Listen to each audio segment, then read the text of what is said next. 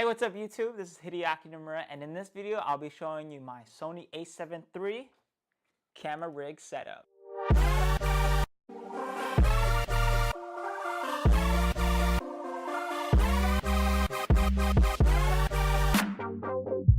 Alright, so if you're brand new to the channel, I make a lot of travel, lifestyle, and review videos. So if that's something that interests you, click that subscribe button and let's get on to this video. Like I said in the beginning, this video is going to be about my Sony a7 III camera rig setup. And right now I'm shooting on the Canon 80D with what is that? Oh yeah, okay, that's a 24-105 f4L lens Mark 1. So this is what it looks like, I guess. Just to let you guys know. Yeah. Let's talk about this. Yeah, so this setup right here can do a lot of the things that I need it to do. Because I do a lot of, I guess you could say, event style videos, interviews, corporate, I guess, or business videos. And also, you know, just if I want to get a little cinematic or things like that. This setup right here, I feel like it does its job. It gets the job done.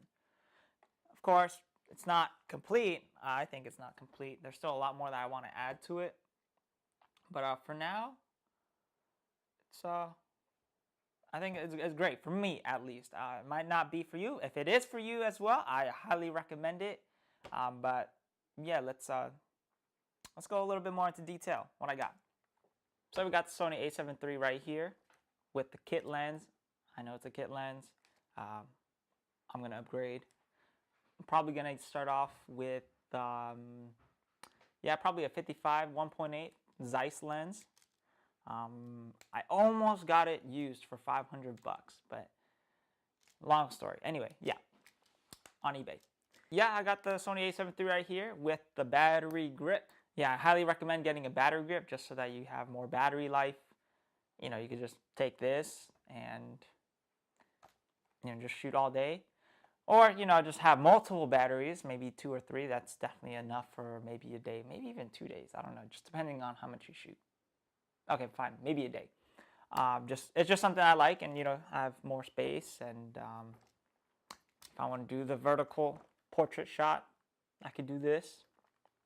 All right, and it's just something that I've been doing, especially with my Canon 80D right now. I got the battery grip on it, just more battery life. You know, I just don't want to, like, you know, having to stop and then put the battery in and then, you know, turn it back on. You know, I might miss something, so that's why with this, just shoot, no worries. But of course, if you want to be portable, you could just have multiple batteries. The battery lasts a long time. So with this, I have a small rig cage, and this is the one with the battery grip. Everyone's seen this before. Put it in. And then you're gonna need a flathead screwdriver. So I use my Wallet Ninja. This has been so handy. Super handy. Fits in my wallet, TSA approved. You could travel with this. So it's nice. Small rig cage on the camera. It's more protected. And oh yeah, also I have a NATO rail right here, just to put the handle. But yeah, NATO rail right here. The quick release plate, I believe this is from Camvate. If you go on Amazon, that's where I got it. Camvate. So this is 2 pieces together. So the top for the quick release plate is the Camvate, and the rail system. So this mount, I guess you could call it, for the rail, this is small rig. So it's small rig and Camvate, 2 different products. It was quite spendy. I was like, what? 100 bucks. I'm pretty sure this is 100 bucks right here. It's crazy. If you could see it right here, it says lens. Lens should be like on this side, but I don't want it to do it that way. I'll explain why or later, but this is just how I do it. Instead of, so the lens, it says it should be on this side. So normally you should do it like that, right? But I don't want to do that. So I'm going to do it the other way, and I'll show you why. So I'm just going to put this quick release plate on the bottom here. All right, we got the quick release plate on. And so now these, just to mention, these are, I believe, 8 inches, the rails, 8-inch, 15mm small rig rods. I'm probably going to get longer ones just because of the attachments that I want to put on it later on, maybe in the next couple months maybe. But for now, I got the 8-inch rods, and let's go. So of course, I'm going to put it on this way, and this is one of the reasons why to put it in this way. Usually, if you had it set up the other way, you'll go in like that. But for this one, I'm doing it like that. Okay. All right. Next, the handle, small rig handle, NATO rail. That's why I got the NATO rail right here. Put that on. So the handle's on. I'm gonna put this aside. This is like the next piece. This is like my audio gear. So I have this Rode mic. I forgot what it was. It's not the Rode Video Mic Pro. It's just the video mic. Anyway, Rode shotgun mic. I use this to film kind of like, event videos or get some better quality audio. So I got this just because the subject is far away and I didn't have a wireless lav system. So I use this. I still use it from time to time if I'm not shooting, dialogue like that to get, better audio quality. I'll just use this just to kind of get, because I don't like the camera mic. It sucks. So this is a lot better. So sometimes I'll use this, but for now, I'll just set it up either on the rig right here or I'll put it on top of the Canon 80D because that's what I use for like shots. I like to have a wireless lav system kind of ready. So this is Ceramonic. So this is the preamp right here, and this is the wireless lav mic receiver. And I got 2 of them, so that's why it costed $240. But I think it was worth it. They make really good products, and the quality, because I'm using one right now, and I hope you guys can tell the quality of my voice. Or it might not be the best, but for its price, I think it's really good. So I highly recommend it if you're on a budget, because I'm sort of on a budget. But anyway, yeah, I got it on here, and I set it up on this, how do you call this? It's just the rail system mount. Yeah, for a 1/4 inch screw. I put a washer on it just because I needed it. I've been so desperate for a washer, so I took it from my skateboard washer. I had extras lying around. Because if you don't use a washer and you just try to screw it on the bottom of the cold shoe mount, it's not going to be, kind of like parallel or flush like this. It's going to be kind of like perpendicular, and I didn't want that. So that's why I had to put a washer on. So make sure you guys use a washer if you want it flush like that. And then I like to leave a little bit of space just so that if I do have to unplug and plug, I have some space for that. So not all the way, touching the mount or, the quick release plate mount. Just give it some space, maybe like a couple inches. Yeah, maybe like an inch or 2. Give it some space and tighten it up. All right, so I got that set up, and then this is the audio jack. Plug that in to the microphone jack on the a7 III. So now I just got to turn on my wireless lav mic, and then turn on the transmitter, and then now I got wireless lav mic audio, and it's going straight into the camera. So now I don't have to do like post-production audio sync. It just goes straight into the camera, just kind of like what I'm doing right now with the Canon 80D. I got it hooked up with the second pair of the wireless lav mic. Saves a lot of time. I like efficiency. So, sorry if the audio just got worse because I touched the antenna by accident. Don't touch it. So this is my setup.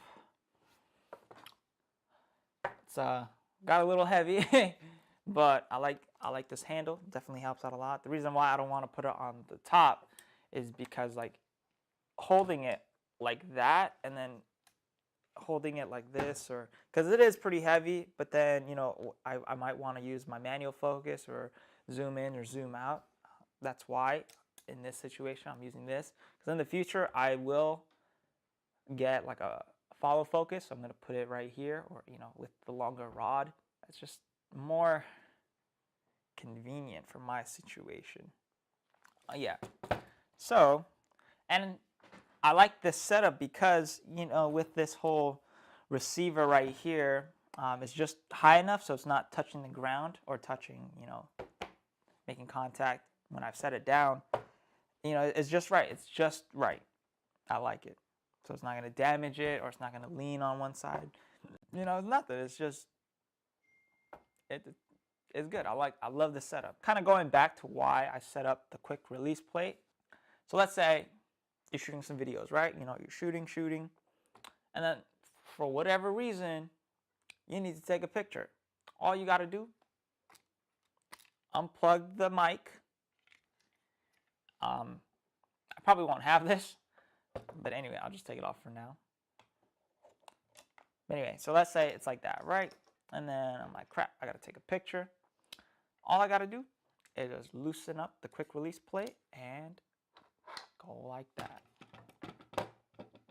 Now, I can just take a picture, snap, snap, snap, snap, right? And then put it right back. And I probably wouldn't be able to do this if I set it up the way it says on the quick release plate, you know, make sure the lens is facing this way and things like that. I just don't want that, just because if I do it that way, then I have to take it out this way, and I can't because this is in the way. Hopefully that helps. That's just a tip. I think for future upgrades, yeah, like I said, I want the follow focus right there. Maybe a monitor. I might just use my phone, or I don't really need it, kind of, but it would definitely help, because imagine having to be on a shoot and you're like this the whole time, right? You got the screen and you're just like this all the time, or a lot of the times. So that's why having a monitor helps, because it kind of relieves the strain on your neck, and you know, you don't have to go like that. You just kind of relax a bit, and you're just like this. You know, maybe up here, maybe right here on the side, right? The side right here, maybe up here. I don't know, but I'll decide. But it just more comfortable, I guess. Right? You can just be filming. So that's another idea for me that I want to do with this setup. So I got the monitor, and then also I might add a V-mount battery back here, just to kind of power things up. I mean, even though the Sony a7 III has a lot of juice, there were situations where, you know, I just forgot to charge my battery, and then I'm like, crap, I didn't charge my battery, and what do I do? I mean, I will have the ADD, and I have a lot of batteries for that, but still, like, if I need to use the a7 III, that's why having the V-mount battery might help. Yeah, I'll probably be able to, you know, power the monitor with maybe like a DC output, or maybe even getting a dummy battery with the D-tap. Maybe, I'm not so sure what I want to do with it or how to power it up, but most likely D-tap for the monitor with the dummy battery, whichever monitor I get. Leave a comment down below any monitors that you recommend or you have. I'll look more into it, get some reviews, and yeah, make a decision. So on the bottom of the Sony a7 III, the battery lid, you know how there's like there's a small little compartment that you can open up, so you can put some wire through it for, like, you know, that type of situation, like the dummy battery. But in this situation where I have the battery grip installed, there's no space for me to put like a dummy battery in this compartment. Because I thought you can, because, you know, on the ADD battery grip that I have, you can do that, or I did it. So that's why I just assumed you can do it with this one. So when I got it, I was like, crap, there's no small little lid or compartment where a wire can go through. So just letting you guys know, if that's something that you guys want to do too, can't do that unless you physically drill out like some hole or something. But probably you can't anyway, because I think the battery, there's like no space for it. Literally no space for it, for any type of wire inside. So might as well just not really bother trying it. Yeah, I'm planning on just powering it through USB. I don't know if it charges through USB-C. I never tried that, but it definitely does charge through the USB output, import, whatever. So I might try that. Plug that USB into the V-mount battery. So now it's just charged up, I guess. Yeah. So just imagine that. V-mount battery plugs into the Sony a7III with the USB, and then also D-tap to the dummy battery for the monitor, or maybe DC. I don't know. But anyway, monitor for that. So now the V-mount battery is powering the camera and also the monitor. And then this, the preamp, you don't need batteries. You just plug it into the camera and it's already powered up like that. This wireless lav system, AA batteries, so I just gotta remember that. Other than that, that's like my future plans for this setup. Just definitely get better and better, more heavy. Yeah, I'm pretty excited about my future setup coming along. You know, with the follow focus, V-mount battery, with the monitor. I'm just definitely gonna look beefed up. Yeah, but it's gonna be pretty heavy. And then also what I use for my SD cards for my Sony a7III. So for my slot 1, I have the 64 gigabyte by Sony. Read speed 300 megabytes, write speed 299. This was $100. That's crazy, just for 64 gigs. And then for slot 2, UHS 1, I have a SanDisk Extreme 256 gigabyte SD card, 150 megabyte per second read write, I guess, something like that. But these two is what I use. The SanDisk was 60 bucks. This is 60 bucks for 256 gigs. It could shoot 4K, so that's good. I mean, yeah. So it definitely helps having a very good SD card. So this is my setup. I hope you enjoyed it. I hope you liked the video, and I hope you found it informative or maybe inspiring or pleasing to watch, you know, other people's gear setup. Make sure you click that like button and also click that subscribe button for more videos in the future, and have a great day.